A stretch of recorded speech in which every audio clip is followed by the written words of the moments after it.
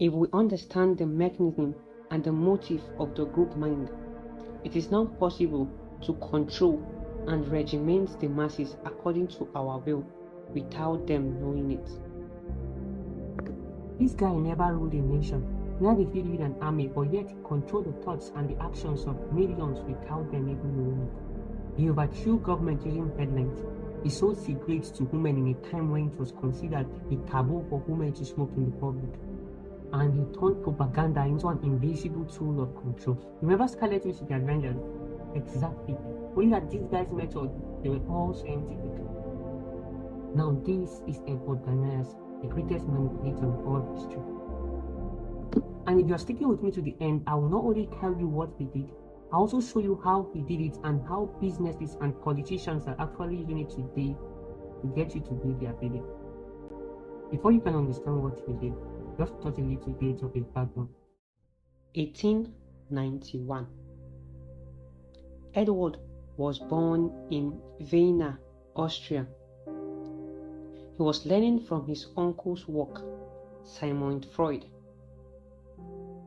who is now known till date as the father of psychoanalysis. It was his ideas that became the backbone of Bernays' work. Now let's look into the three of his most mind-blowing campaigns. In 1929, when a single photo could change everything, of course, because print media was one of the few means of mass communication, a group of women with elegance deviantly walked down Fifth Avenue in New York City, lighting up cigarettes as their touch of rebellion.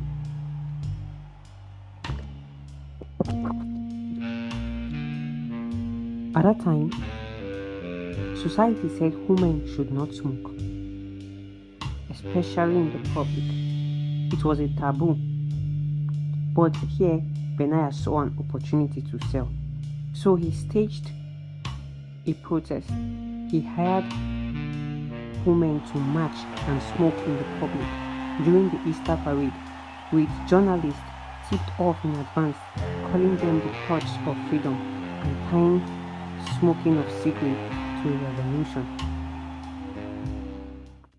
And you guessed it, the sales of cigarettes exploded for his clients at that time, which were the American Tobacco Company.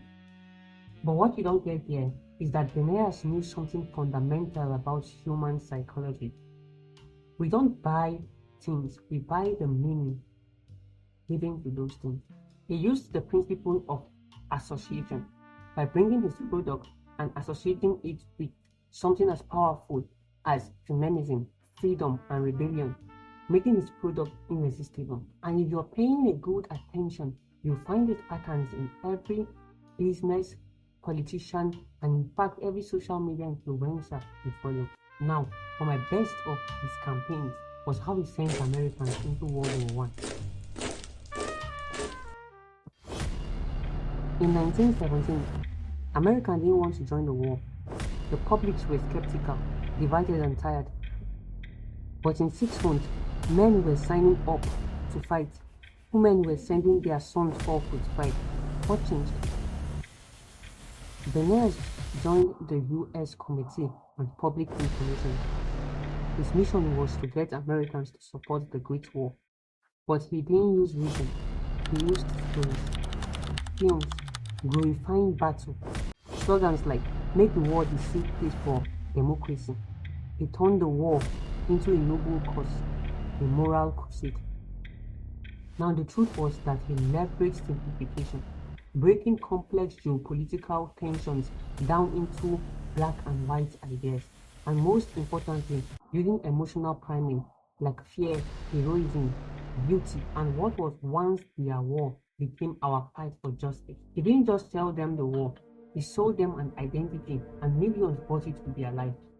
Let's call this one the bloody banana.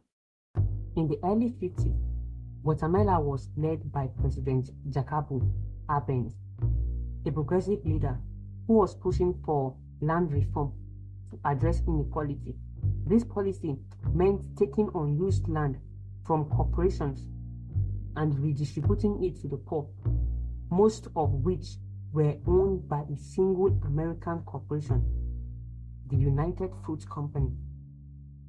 Standing at loss, they hired our guy, Bernays. His goal was to change the public opinion and the government policy. He sent journalists to Guatemala, working with them, carefully crafting the stories, the image, painting Abenza as a Soviet puppet, and changing the story from helping the poor to communism. And the result, military invaded, and Abenza was forced into exile. Military dictatorship took over. Civil war followed, and over 2,000 people actually died over the decades. But the point is that he won. The campaign was successful, and even the company still exists today.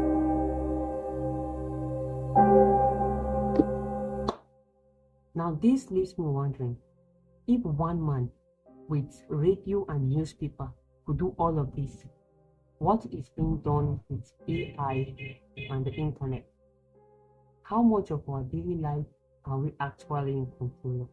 Well, if you think this was interesting, wait until you see how to use food to control your action. That will be next.